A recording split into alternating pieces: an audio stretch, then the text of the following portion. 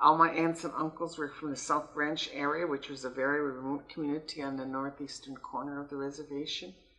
And then growing up in Neopet, right across from the mill, right on the river, right next to the woods. And now I live in Kashina, over on Legend Lake. So yeah, it's home. My sense of place is, for me, and it took me a while to come to that. You know, I've been around the country. I've been many different places. But this was always home. There was never any doubt in my mind that this was home.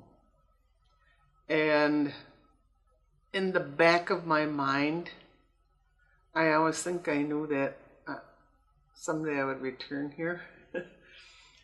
The land and the people, and I think its resources, are essentially what is my sense of place. First of all, it's a sense of belonging.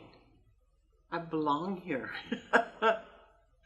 And where that comes from, I don't know, but I know that, you know, sitting in graduate classes at the University of North Dakota, it's in Grand Forks, a great farming community, and all these people talked about their homesteads, and they came from Norway or Germany or wherever, and I could never understand how they could leave their place of origin.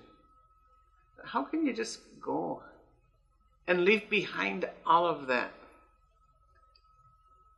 Even the graves of your ancestors. To me, being close to them helps foster, I suppose, that sense of belonging and knowing this is where you belong. Most tribal people do have that somehow innate desire to return to their tribe. I've always known I've belonged here. And you feel more settled, a little more calm, a little more serene, a little more at peace. The people, but that's not it alone. It's also the idea of the people being connected to the land. We would not be a tribal group of people if we did not have this land. We would be dispersed. And so you appreciate the land because it's what sustains your life, and it gives you that sense of this is where I belong. And with the people that are there, that you have this in common with them. You have somewhat a same sense of beliefs and values, and you have this common heritage that we each understand, and you don't have to keep explaining to people. It's just being able to have a place where you can be at peace with yourself, some sense of calm and some sense of giving back to people and the earth. And that's what you're on this earth for, I do believe.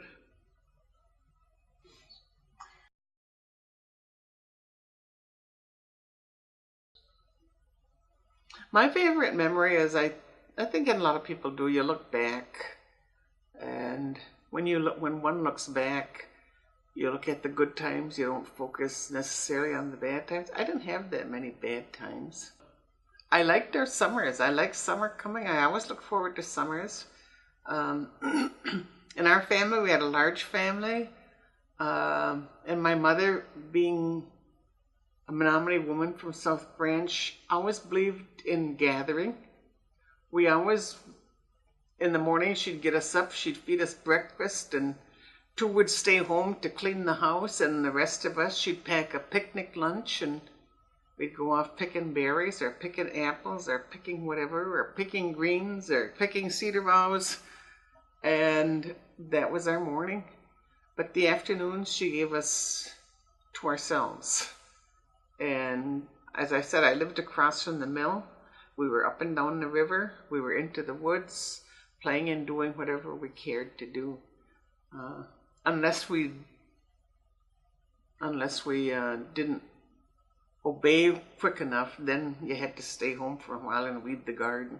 But otherwise, our childhoods were wonderful and very enjoyable childhoods. You didn't have the structured activities. You went out and you went into the woods, and you went swimming up and down the river and found ways to entertain yourself. Life was an adventure.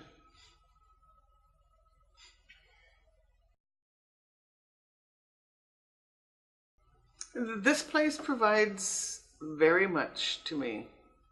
When I look at growing up, it provided sustenance for our family because my dad was a forestry technician for Menominee Tribal Enterprises, and he worked in the woods all day. So it was the forest that provided his paycheck where he could afford to feed his rather large family. So it provided sustenance. I grew up on the edge of Neopet where the forest started, and it's a sense of refuge. It's almost a spiritual connection in a sense where you go when you want some peace and quiet and some sense of serenity. And it's also gives you that sense of belonging because you have these same feelings and this sense of belonging with a same group of people, the tribe in a sense. So it gives you life, it gives you a sense of joy, it gives you a sense of peace, a sense of belonging, so you aren't always searching for something. You don't have to search as much. And having to search for something can be upsetting to your spirit and your life and never being satisfied.